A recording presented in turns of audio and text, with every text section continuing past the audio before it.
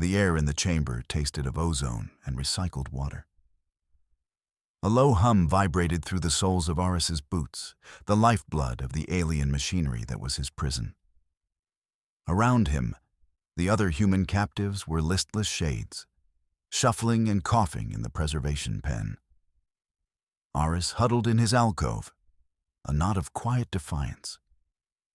He had scavenged a data slate, and its light cast sharp shadows across his face as he worked.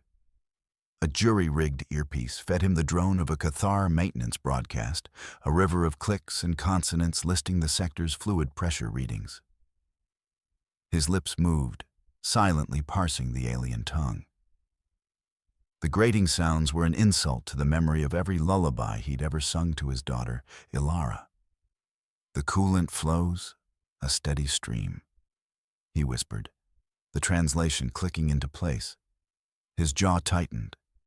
For a searing second, he saw Ilara's face, her brow furrowed in concentration as he taught her rhyming games. It has to match, Papa. A ghost of a smile, sharp with pain, touched his lips as he completed the couplet. To quell a dull machine's dull dream. Then it came, a ripple in the current.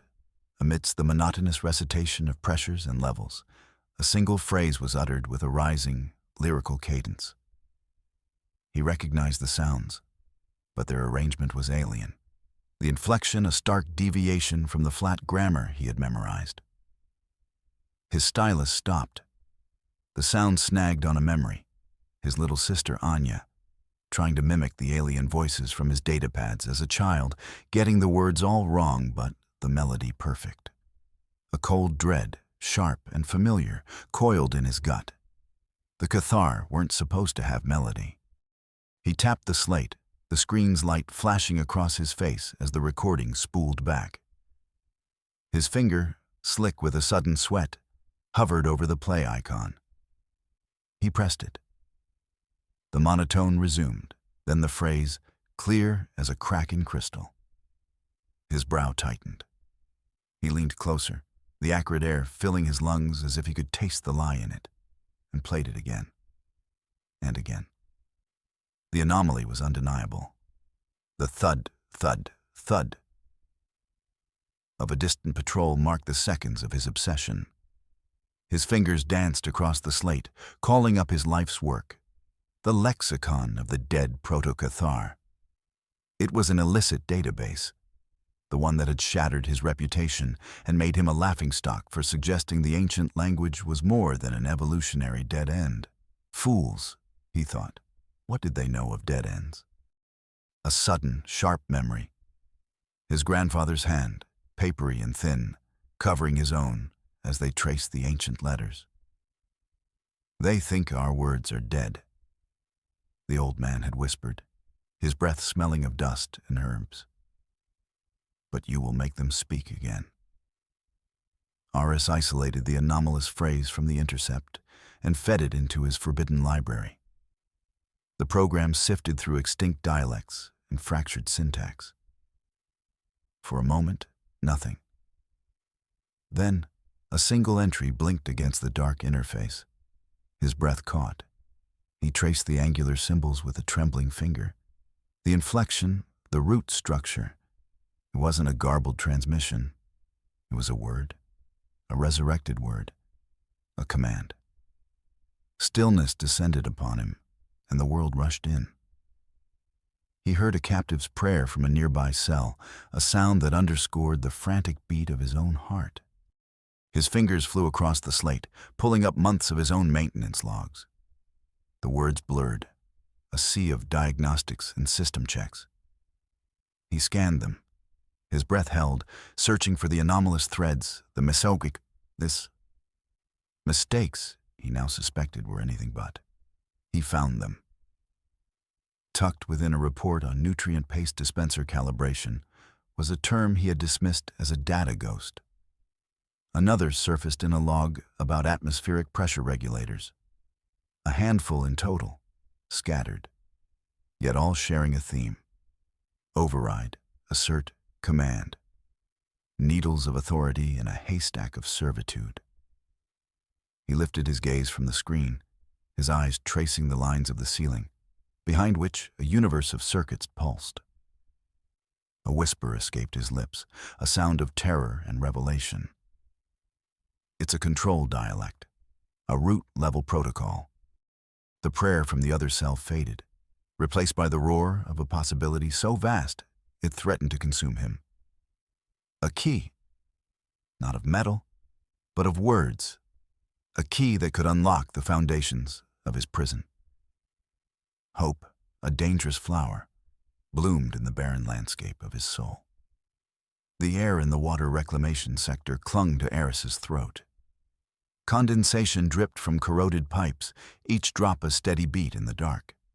A filtration valve hissed, sharp and sudden, like the gasp Ilara had made when he'd promised to come back for her. He swallowed, the promise a hard knot in his own throat. He found Lena in the shadow of a massive tank, her knuckles white around a wrench as she tinkered with a forbidden mechanism. He stepped forward, his boots disturbing a puddle on the grated floor. The conduits for the primary comms relay, Aris said, his voice even. They run parallel to the tertiary coolant line, don't they? The wrench stopped turning. Lena froze, instinctively tightening her grip on it as a weapon. She turned, her eyes narrowed in the gloom. "Who are you?" she snarled. Aris held his ground and raised his slate. Its light pushed back the shadows, illuminating a schematic of the ship's innards overlaid with the looping script of Proto-Cathar. Her gaze dropped to the glowing diagram. "I'm the man who knows the words," Aris said. "You're the woman who knows the wiring." He met her stare. "I think we can help each other." Lena's suspicion was joined by a flicker of grudging interest. The wrench lowered an inch. The tang of sweat and sterilized air hung in the exercise yard. A vast bay that opened into the star-dusted void, held at bay by a shimmering containment field. The only sounds were the grunts of captives and the hum of the field. Jack stood apart, his eyes tracking a pair of Cathar biomechanical guards on their patrol route. He dissected their movements, their joints, their sensor arrays. His daughter's laughter, small and bright, echoed in his memory for a sharp, painful instant. A ghost conjured by the silent void. He squeezed his eyes shut. This is for her. Getting back wasn't enough. He had to get back to her. A figure stopped beside him. It was Eris. Their optical sensors refresh on a 1.7-second cycle, he said quietly. Their shoulder joints are unarmored. Jax turned, the ghost of laughter still ringing in his ears. Observations are cheap, but worthless without an opportunity, Aris replied. I can create a 30-second system-wide sensory blackout. What could you do with that? A flicker in Jax's eyes, a lethal calculation. He seemed to trace trajectories through the star field, a path leading not just out, but home. From the observation gantry, the Cathar interceptors moored in the void below were a scatter of obsidian shards against the velvet black. Kaylin gripped the railing, her gaze lost in their silent, alien geometry. They're beautiful, aren't they? The voice made Kaylin jump. She spun to see Aris a few paces away. She turned back to the view, her shoulders tight. They're tombs. For a heartbeat, she didn't see the fleet below, but the single fighter that had sliced through the colony ship. Hope, the ship that had been carrying her son. The memory was a physical weight, pressing the air from her lungs. Aris moved to the railing beside her. They're vehicles, he said softly, shaking his head. And a vehicle needs a driver. He held out his data slate. A schematic of a Cathar cockpit's controls glowed on its surface. I can get you in the seat. I can tell you the word for ignition. He fixed his eyes on her. Can you do the rest? Kalen's gaze dropped from his intense face to the slate, then back to the silent ships below. Her knuckles whitened on the railing, terror and awe caught in her throat. The jury-rigged lights cast flickering shadows across the four faces crammed into the service junction. Heat pressed in, carrying the scent of scorched wiring from Lena's prep work. The hum of the ship was a constant vibration in the floor. Lena's voice was a low whisper as she traced lines on a schematic. Rerouting the primary conduit is your only window. Once the system flags the power drain, you'll have 90 seconds before the emergency bulkhead cycle. 90 seconds. The words tightened Aris's throat. He'd had less than 10 when the blast doors sealed off the lower levels, taking Alara from him forever. Across from him, Jax drew the edge of a whetstone along a piece of sheared metal with a soft, rhythmic shk, shk, shk. Beside him, Kalen's eyes were closed, her chest rising and falling in the slow, measured cadence of a pilot deep in focus. Aris watched them, feeling the weight of their trust like a physical pressure. Lena's genius, Jax's lethality, Kalen's focus. It was all his to wield. It was his only chance at atonement. He looked from one face to the next, seeing the readiness that tensed their muscles, and gave a single, sharp nod. Now. The air in the crawlspace tasted of ozone and hot metal. A forest of cables pulsed with a sickly green light, casting Lena's shadow long and distorted against the wall. Her knuckles were white on the pry tool as she leveraged it against the seam of a maintenance panel. Sweat stung her eye, and for a flash, the pulsing green wasn't a data nexus, but the steady, rhythmic glow of the medbay monitor that had counted down her brother's last hours. The tool in her hand was no longer just metal. It was a promise. She ignored the burn in her forearm. Her world narrowed to the millimeter of give she gained. The panel groaned. With a final, desperate heave, the maglocks cracked. A piercing shriek tore through the space. Red light flooded the nexus, strobing with the alarm. The Cathar failsafe. She bared her teeth in a snarl. Her hand snatched the bypass circuit from her belt and slapped it onto the exposed wiring. Silence. The red lights died, leaving only the healthy green glow of the cables and the sound of her own frantic heart. She sucked in a ragged breath and pressed her comm. Junction is hot. You have your window, Aris. Go. The corridor plunged into darkness. The constant hum of the ship's systems choked into silence, replaced by the red pulse of an emergency beacon that painted the walls in strokes of crimson. The first Cathar enforcer stumbled, a hulking silhouette in the flashes, its optical sensors whirring uselessly. Jax uncoiled from the shadows. The air stirred where he had been. He moved through the black between pulses, his feet silent on the grated floor. The light flared, catching the glint of the metal shard in his hand as he fused to the first guard's back. The blade found the unarmored space behind the guard's knee joint, the weak spot Aris had shown him. For an instant, the cold metal in his palm felt like his daughter's small hand, clutching his own on the grimy embarkation platform. Don't be a hero. Just come home. Her voice, a whisper in his memory, fueled the precise, brutal efficiency of the strike. There was no scream, only the wet thud of the shard sinking into biomechanical flesh. A hiss of ruptured pneumatics, and the enforcer crumpled, its mass hitting the deck with a clang. The second guard turned, its weapon swinging an arc that met empty air. The beacon pulsed, revealing Jax, low and circling. He lunged back into the darkness. Metal scraped metal. Only the strain of muscle and the groaning of servos broke the silence as he grappled the enforcer, his shard in a reverse grip. He drove the blade upwards, into the soft webbing of a power conduit beneath its arm. The hiss was louder, a final exhalation. The form went rigid, then slumped, its dead weight carrying Jax down with it into the dark. The silence of the bridge auxiliary was a weight, a pressure against Aris's eardrums, broken only by the frantic drumming of his own heart.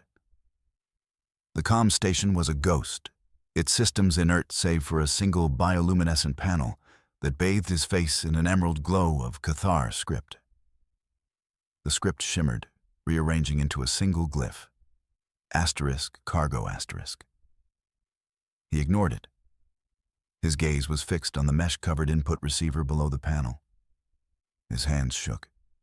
He drew a breath and spoke. The sounds were not the clipped, harsh noises of his captors. They were flowing, resonant syllables from a language that had slumbered for millennia. His voice, thin at first, cracked not just under the strain of pronunciation, but under the weight of the promise he'd made to his long-dead grandfather. He pushed the Proto-Cathar words into the receiver, each a key forged in the fires of his memory. Transfer authority. Light bloomed across the forward view screen on the command bridge, shattering the darkness. Below them, suspended in the void, was Earth, a swirl of white cloud and impossible blue, a marble of life in the infinite night. From this height, it looked fragile enough to break. Kaylin sank into the pilot's throne. The material molded itself to her, a tingling tracing a path up her spine as the console awoke at Aris's command. Lines of pulsing light raced across its surface, forming patterns that were alien, yet intuitively understandable. This was no longer a cell. It was a machine, poised and waiting. She lifted a hand, her fingers hesitating over an ovular depression that glowed with an internal luminescence. For a heartbeat, it wasn't a control panel, but the pale, translucent skin over her son's IV port, the weak pulse that had fluttered beneath her thumb. The memory vanished, pulled away by the living energy of the bridge. She pressed her palm flat against the cool surface. A deep thrum resonated up from the deck plates, a vibration that hummed in the marrow of her bones. The tingling in her spine intensified, spreading through her nerves. The ship was alive, and it was listening to her. "Aris, it's working," she whispered, the words catching in her throat, thick with awe and terror. "The engines. I can feel them." A low tremor vibrated through the deck plates, a foundational roar that settled deep into their bones. The mothership's engines, silent for a generation, now burned with cold fire. Outside the view screen, the rest of the Cathar fleet floated, their hulls inert, their crews blissfully unaware of the giant waking in their midst. The bridge doors hissed open, admitting Aris, Lena, and a battered Jax. They moved with a weariness that was more than physical, their faces smudged with grease and shock. They found their places behind Kaylin, a small island of humanity inside the conquered behemoth. Their shared gaze fell upon the blue marble hanging in the blackness. Aris saw his reflection ghosted over the curve of their home. His throat tightened. For a gut-wrenching second, the planet's swirling blue wasn't oceans, but the color of the small blanket he'd failed to pull from the rubble after the blast doors had sealed. The face staring back from the view screen was not the scholar he once was. It was gaunt, haunted, the unlikely captain of a warship of the size of a city. He looked at Lena's unwavering profile, at Jax's bruised but resolute jaw, at Kaylin's hand resting on the console as if she were born to it. A crew salvaged from the ruins of their lives. "Well," Aris said, his voice quiet, yet ringing with absolute clarity in the sudden hum of the bridge. "The hard part begins."